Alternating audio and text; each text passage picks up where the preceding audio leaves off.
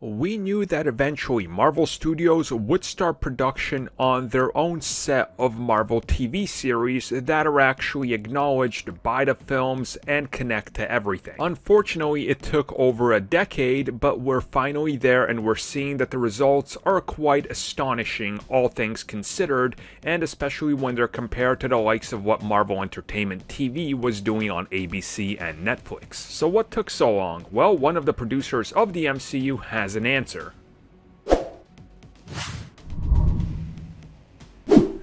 So recently, speaking with Vanity Fair, Nate Moore, one of the producers of the MCU, was talking about the Falcon and the Winter Soldier, and then they brought up the subject of WandaVision, of Miss Marvel, of She-Hulk, and various other properties that were rumored to be in development for quite some time, but obviously are finally happening under Marvel Studios. And he said that this was all due to the evolution of properties, of what can be brought to live action, and also them evaluating these properties for a right fit, and seeing what would fit what the audience wants in today's day and age and today's climate. And there's actually quite a few extensive quotes he has on here, and one of the interesting ones is he talks about, what existed before and what comes now, specifically with Kevin Feige there, and how they're approaching these with higher budgets, with higher qualities, and not sort of rushing to get projects out.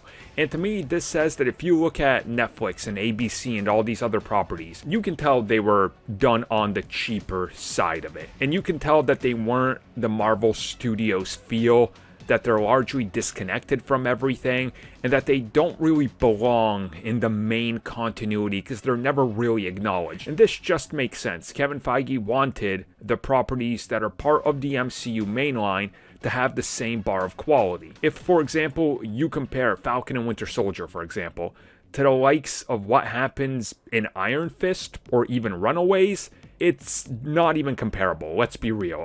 They're on completely different sides of the spectrum in terms of budget, in terms of quality, in terms of writing, where the other ones look more like cheap TV.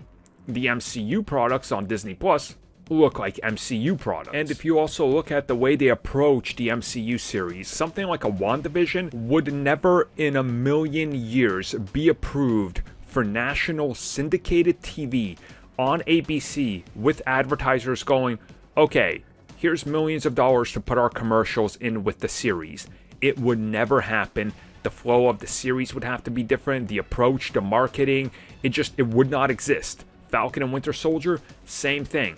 Miss Marvel, maybe that and Hawkeye could exist, but they would have more of a Agents of S.H.I.E.L.D. type of budget and vibe than what they're going to go for. It's just completely different approaches to different styles of TV.